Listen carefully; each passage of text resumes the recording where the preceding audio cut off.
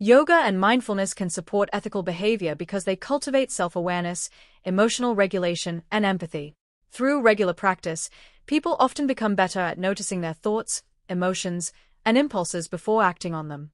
For example, when anger arises after an insult, mindfulness may help a person recognize the emotion, observe the urge to retaliate, and choose a more thoughtful response instead of reacting automatically.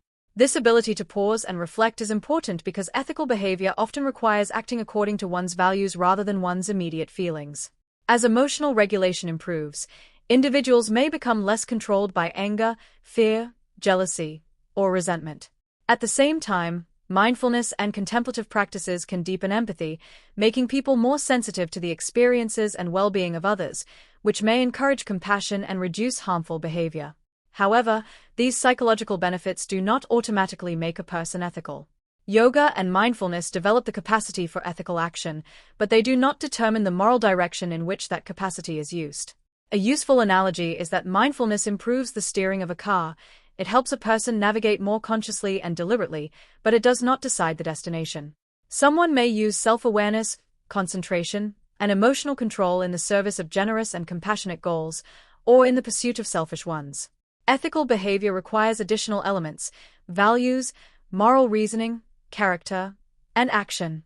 A person must have beliefs about what is right and wrong, the ability to reflect on moral questions, habits such as honesty and fairness, and the willingness to act on those principles even when doing so is difficult.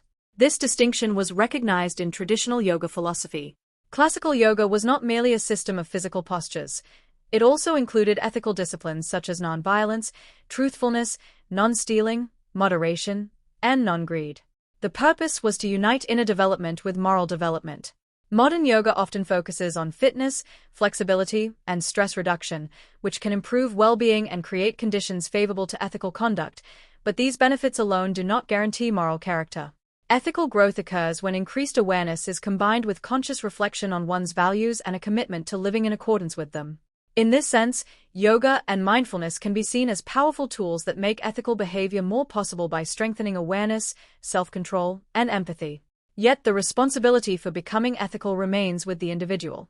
These practices may illuminate the path, but they do not choose the path.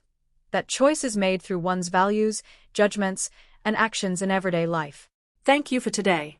Please realize, subscribe,